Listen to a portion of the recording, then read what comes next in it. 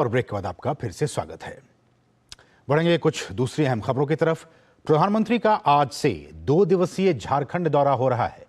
भगवान बिरसा मुंडा ने जिस जेल में अंतिम सांस ली थी, प्रधानमंत्री अपनी झारखंड यात्रा के दौरान उस स्थल को नमन करेंगे। इसको लेकर बिरसा मुंडा संग्रहालय में व्यापक तैयारियां की जा रही हैं। पीएम मोदी पुरानी जेल के बैरक नंबर 4 को भी देखने जाएंगे। यहां पर बिरसा मुंडा ने अंतिम सांस ली थी। अंग्रेजों के खिलाफ देश के लिए जंग लड़ने वाले भगवान बिरसा मुंडा ने जिस जेल में अंतिम सांसें लीं, उस स्थल को नमन करने के लिए देश के प्रधानमंत्री नरेंद्र मोदी झारखंड स्थापना दिवस के मौके पर आएंगे। इसको लेकर बिरसा मुंडा संग्रहालय में व्यापक तैयारियां की जा रही हैं। भगवान बिरसा मुंडा संग्रहालय के रूप में विकसित किए गए पुरानी जेल का बैरक नंबर 4 खास है। इसी कमरे में भगवान बिरसा मुंडा को अंग्रेजों ने बंदी बनाकर रखा था। प्राण त्यागने से पहले धरती आबा के अंतिम दिन यहीं गुजरे थे। उस कमरे को संग्रहालय में बदलकर उनकी यादों को संजोने की कोशिश की गई है। जेल की बनी संरचना को उसी रूप में संरक्षित किया गया है। बिरसा मुंडा ने जिस कमरे में जीवन का अंतिम समय गुजारा, वहीं उनकी प्रतिमा स्थापित की गई है। बगल के कमरे में भगवान बिरसा और उनके जीवन से जुड़ी जानकारी से अवगत कराया गया है। 30 एकड़ में फैले पुराने जेल परिसर को पार्क और संग्रहालय के रूप में विकसित किया गया है। परिसर को भगवान बिरसा मुंडा स्मृति उद्यान सह संग्रहालय का नाम दिया गया है। अपनी माटी को बचाने के लिए ब्रिटिश हुकूमत के खिलाफ में आंदोलन किया, अपनी आहुति दी। उसको पूरा देश जनजातीय गौरव दिवस के रूप में मना रहा है और इसमें सारे वैसे वीरों को स्मरण करते हुए नए संकल्प के साथ हम कैसे इस देश को समर्थ बनाने में उन वीरों के जो आहुति है उसको हम सम्मान करें, श्रद्धांजलि अर्पित करें। पुराने जेल परिसर के बाहर भगवान बिरसा मुंडा की 25 फीट ऊंची भव्य प्रतिमा स्थापित की गई है, जिसका निर्माण जाने माने मूर्तिकार श्री राम सुतार के निर्देशन में हुआ है। परिसर की दीवारों पर धरती आबा की उक्तियां उकेरी गई हैं। संग्रहालय में झारखंड के दूसरे वीर शहीदों की जीवनी और देश की आजादी के लिए किए गए उनके संघर्ष की गाथा को भी बयां किया गया है। मुख्य भवन के सामने गंगा नारायण सिंह, पोटोहो भागीरथी मांझी, वीर बुधू भगत, तेलंगा खड़िया, सीदो कानू, नीलांबर पीतांबर, दिवा किसुन, गया मुंडा और टाना भगत की 9-9 फीट की प्रतिमा स्थापित की गई है। संग्रहालय परिसर में फिल्मों के माध्यम से वीर स्वतंत्रता सेनानियों की जीवनी और संघर्ष को दिखाया गया है। भगवान बिरसा मुंडा को उनके उलगुलान विद्रोह के लिए गिरफ्तार कर जेल लाया गया था। भगवान बिरसा मुंडा संग्रहालय में राज्य की जनजातीय संस्कृति की झलक भी दिखती है। छोटे से गांव और वहां काम करते ग्रामीणों का प्रारूप हर मन को मोह रहा है। आदमकद मूर्तियों के जरिए ग्रामीणों की जीवन शैली को बखूबी दर्शाया गया है। परिसर में एम्फी थिएटर भी तैयार किया गया है। संग्रहालय में पुरानी संरचना को उसके उसी रूप में संरक्षित करते हुए पूरे परिसर को फूल पौधों से खूबसूरत और मनोरम बनाया गया है, ताकि वर्तमान पीढ़ी उनकी जीवन शैली को देख सके। हर साल हजारों लोग इस संग्रहालय को देखने आते हैं। प्रधानमंत्री के आने के बाद निश्चित तौर पर यहाँ पर्यटकों की संख्या में बढ़ोतरी देखने को मिलेगी। माननीय प्रधानमंत्री महोदय की अवधारणा थी कि पूरे देश में ढंग से जनजातीय शहीदों का संग्रहालय बने और जनजातीय कार्य मंत्रालय के माध्यम से ये हो रहा था। और गुजरात में एक राष्ट्रीय जनजातीय संग्रहालय बन रहा है, वहीं पे जहाँ पे हमारे लौह पुरुष पटेल जी की मूर्ति है, उसी इलाके में वो पूरे देश के जो जनजातीय शहीद हैं उनका वो संग्रहालय बन रहा है। उसी क्रम में ये झारखंड को मिला वो जो परियोजना जनजातीय कार्य मंत्रालय के द्वारा। हमारे यहाँ सुविधा ये थी कि जो जेल था जहाँ भगवान बिरसा मुंडा शहीद हुए थे, तो उसको ही संग्रहालय के रूप में परिवर्तित करना था। प्रधानमंत्री का यह निरंतर प्रयास रहा है कि सरकार की प्रमुख योजनाओं को लोगों तक पहुंचाया जाए और ये सुनिश्चित किया जाए कि इन योजनाओं का लाभ समयबद्ध तरीके से सभी लक्षित लाभार्थियों तक पहुंच सके। प्रधानमंत्री अपनी यात्रा के दौरान रेल, सड़क, शिक्षा, कोयला, पेट्रोलियम और प्राकृतिक गैस जैसे कई क्षेत्र में लगभग 7200 करोड़ रुपए की परियोजनाओं का उद्घाटन, शिलान्यास और उन्हें राष्ट्र को भी समर्पित करेंगे। प्रधानमंत्री जिन परियोजनाओं की आधारशिला रखेंगे उनमें NH 133 के महगामा हंसडीहा सेक्शन के 52 किलोमीटर लंबे हिस्से को 4 लेन का करना, NH 114A के बासुकीनाथ देवघर सेक्शन के 45 किलोमीटर लंबे हिस्से को 4 लेन का करना, KDH Purnadih coal handling plant और आईआईटी रांची के नए शैक्षणिक और प्रशासनिक भवन की आधारशिला रखना शामिल है। जिन परियोजनाओं का उद्घाटन होगा और राष्ट्र को समर्पित किया जाएगा उनमें आईआईएम रांची का नया परिसर, आईआईटी आईएसएम धनबाद का नया छात्रावास, बोकारो में पेट्रोलियम ऑयल और लुब्रिकेंट डिपो, हटिया पकरा सेक्शन, तलगारिया बोकारो सेक्शन और जारंगडीह पतरातू सेक्शन को डबल करना शामिल है। इसके अलावा झारखंड में 100% रेलवे विद्युतीकरण की उपलब्धि भी प्रधानमंत्री द्वारा राष्ट्र को समर्पित की जाएगी।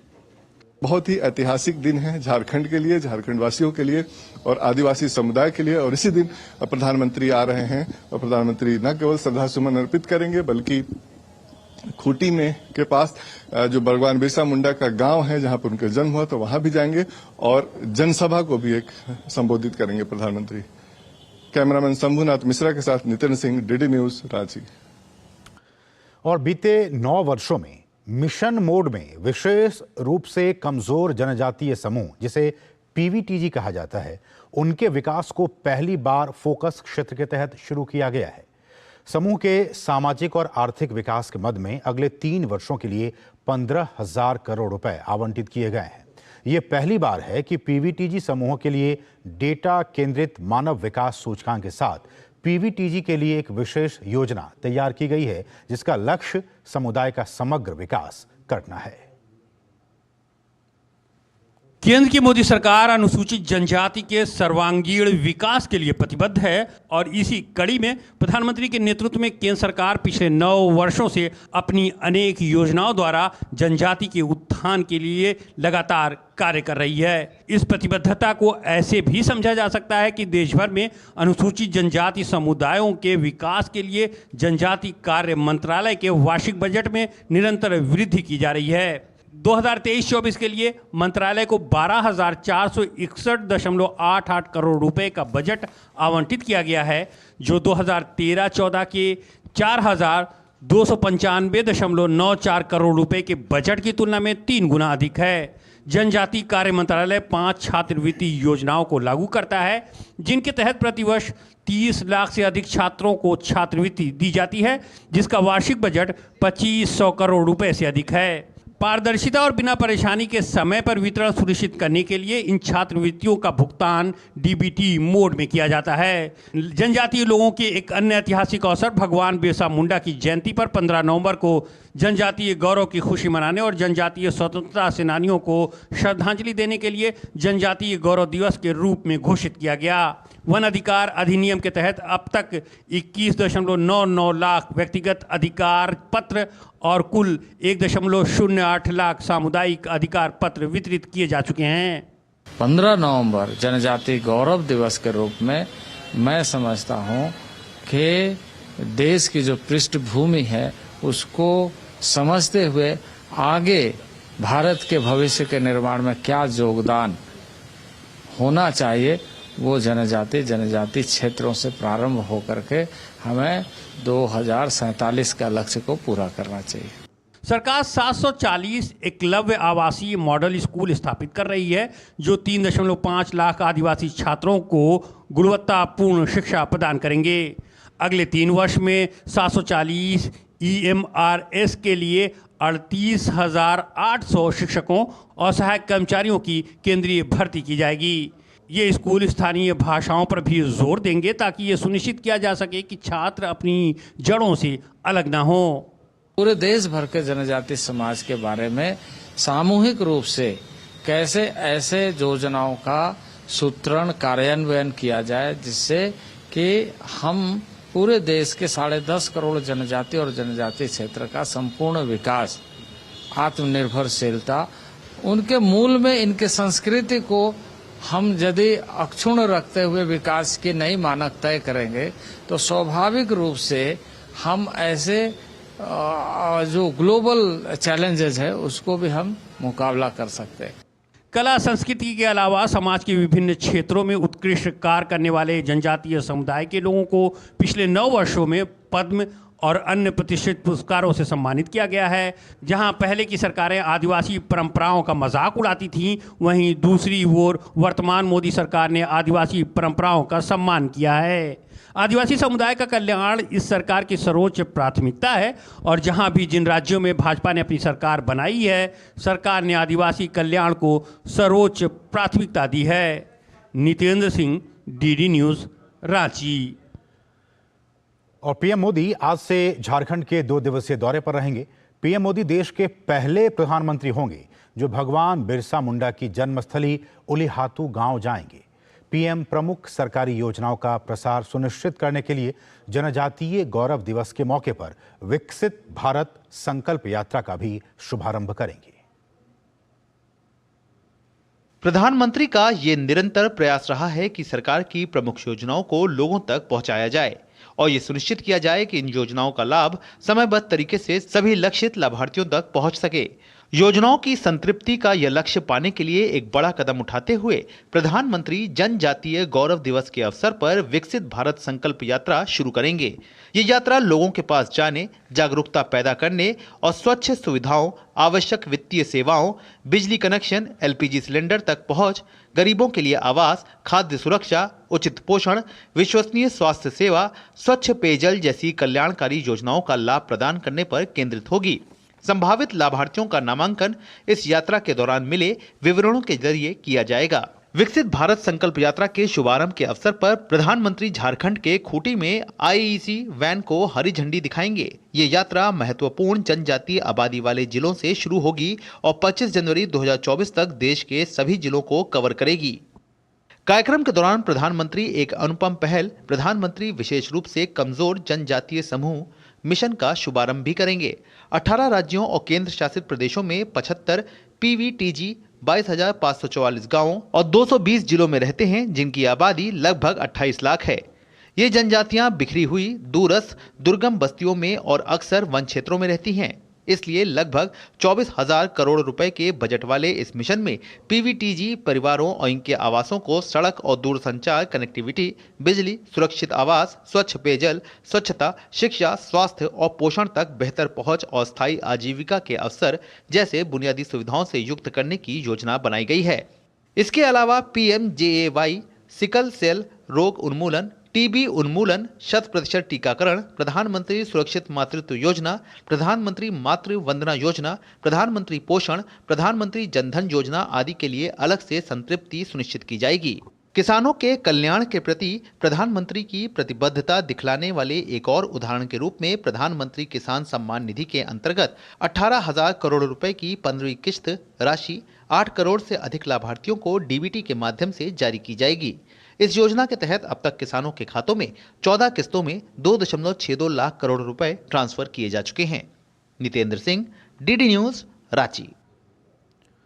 तो ये बहुत ही महत्वपूर्ण कार्यक्रम होगा प्रधानमंत्री का, जिस पर देश भर की जो जनजाति समुदाय हैं उनकी निगाहें बनी होंगी। और आज हम इसी विषय पर एक खास चर्चा करने वाले हैं और इस चर्चा का जो विशेष जो मुद्दा है वो यही है कि जनजाति समुदाय का लगातार देश में उत्थान हो रहा है। जनजाति समुदाय का हो रहा है उत्थान। बीते 9 वर्षों में जनजाति समुदाय का केंद्र की मोदी सरकार के तहत लगातार उत्थान हो रहा है। और इस बहुत ही विशेष विषय पर बातचीत करने के लिए 2 खास मेहमान इस वक्त हमारे साथ जुड़ चुके हैं। हमारे साथ डॉक्टर नूपुर तिवारी जी हैं, जो कि विशेष निदेशक हैं NTRI नई दिल्ली से। मैम, आपका बहुत बहुत स्वागत है इस खास कार्यक्रम में। और साथ ही साथ हमारे साथ वरिष्ठ पत्रकार शेखर अय्यर जी हैं। शेखर जी, आपका भी बहुत बहुत स्वागत है। शुरुआत डॉक्टर नूपुर मैम आपसे मैं करना चाहूँगा।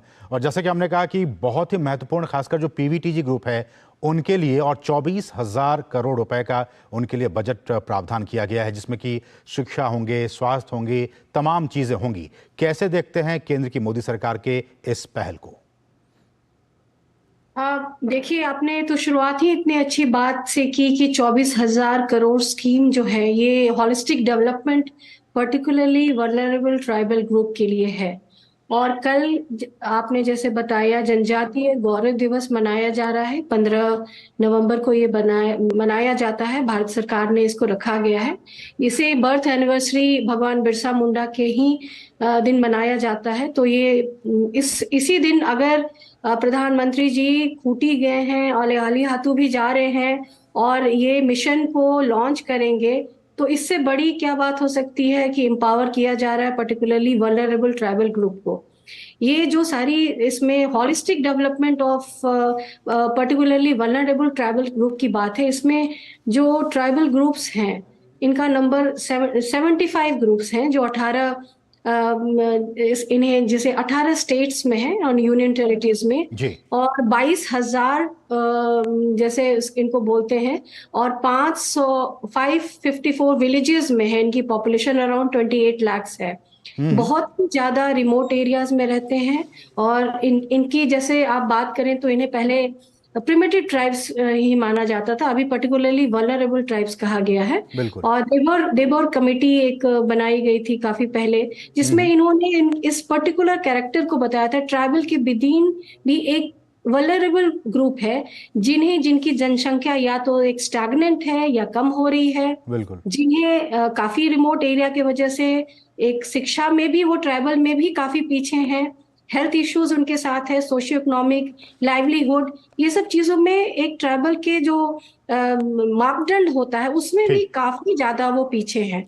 तो ये पूरे मिशन का ही संक्षिप्त में यही कहूंगी कि एम है socio economic and sustainable development of particularly vulnerable. ऐसे में शेखर सर ये बातें मैं जोर देकर कह रहा हूं कि बीते 9 वर्षों में, उससे पहले की सरकारें ने जो किया आप हम सभी जानते हैं, लेकिन बीते 9 वर्षों में देखिए सरकार की ये दूरदर्शिता की समाज के ऐसे तबके के लोग, समाज की पंक्ति में सबसे अंतिम पायदान में पीवीटीजी ग्रुप के लोग हैं, उन तक भी 24,000 करोड़ रुपए के बजट का प्रावधान किया गया है और उसमें तमाम चीज़ों को इंक्लूड किया गया ताकि उनका एक होलिस्टिक डेवलपमेंट हो सके। ये जो नीति है और ये जो नीयत है, इसको आप कैसे देखते हैं? ये अभी जो कोशिश हो रही है असीम जी कि प्राइम मिनिस्टर बार बार कह रहे हैं कि जितने फ्लैगशिप प्रोग्राम्स हैं वो सैचुरेशन पॉइंट तक ले जाना चाहिए। यानी पहले ये था कि भाई ऑप्टिमम लेवल तक हम इसको इम्प्लीमेंट करें, जितने हो सके कवर करें। अभी जो फेज आ गया है वो है, इसको प्राइम मिनिस्टर चाहते हैं ये सैचुरेशन पॉइंट, मतलब ऐसा कोई व्यक्ति ना रह जाए जो इस स्कीम से बेनिफिट ना मिला हो। तो इसीलिए आप देख रहे हैं ये जो नया कार्यक्रम जो शुरू हो रहा है, एक प्रकार से कम 9 मिनिस्ट्रीज का इसमें, क्योंकि बार बार पीएम ये भी कहते हैं भाई जो भी फ्लैगशिप प्रोग्राम चल रहा है उसमें साइलोस पे काम नहीं होनी चाहिए। हर मिनिस्ट्री केवल अपनी मिनिस्ट्री की नहीं देखना चाहिए, जो समस्या सामने है आदिवासी लोगों की जो स्थिति को जो बदलना है उसमें सब मिलकर करें। जो जितनी स्कीम्स हैं वो कैसे एकजुट होके जो कम से कम जो 8 प्रायोरिटीज है वो प्रायोरिटीज कैसे हम कवर करें और लास्ट माइल कनेक्टिविटी कैसे हो, लास्ट पर्सन तक कैसे ये चीजें पहुंचे, इसका भी जोश दिया जा रहा है। मैं मानता हूं अभी तक जो 9 साल में फोकस हुआ, इस फोकस का और पिन पॉइंटेड फोकस हो रहा है। और इसको आप वो भी साथ में ले लीजिए, जो एस्पिरेशनल डिस्ट्रिक्ट्स का एक प्रोग्राम चला था जी, ये जो चल रहा है उसमें भी कई आदिवासी जिले आते हैं।